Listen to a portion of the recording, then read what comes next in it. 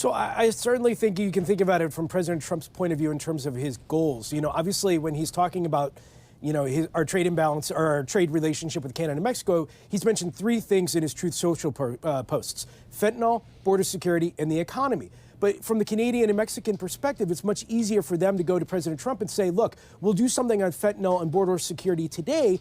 We could take a longer-term approach to the economic imbalance. That's certainly something that President Trump still wants. But from a negotiation perspective, I'm all surprised by this because it was what they could give President Trump in the short term. And we'll see what this meeting with Justin Trudeau today at 3 p.m., maybe Canada has a very similar proposition for the president.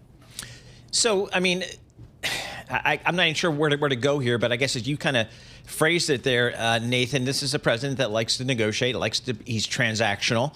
And it seems like if the counterparts are equally transactional, that maybe you could avoid a wider trade war. Is that kind of the expectation for the folks down in D.C.?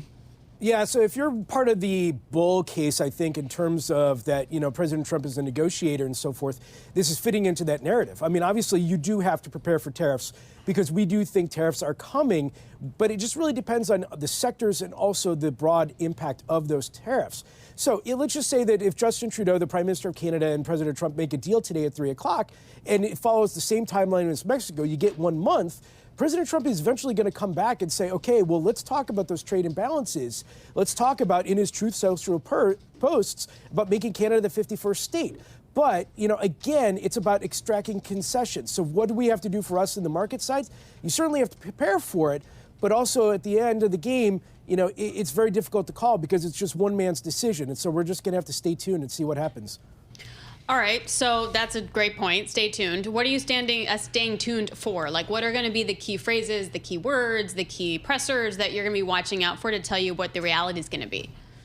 So I'm actually looking for whether or not Canada and Mexico follow through, or at least threaten to follow through in terms of their export taxes. For example, potash. It's not something many people talk about, but 90% of potash in the United States, which is very important for our fertilizer industry, comes from Canada. So if Canada wanted to, put on economic pain on a certain aspect of the American system, and especially a system that has voted for President Trump, I certainly want to look for something like that. Because for me to see the changing of the guard, or at least pressure on the president, I have to see it coming from the trade associations here in Washington. Not the big ones like the U.S. Chamber, but smaller ones like the National Association of Manufacturers, or the fertilizer, or the farmers.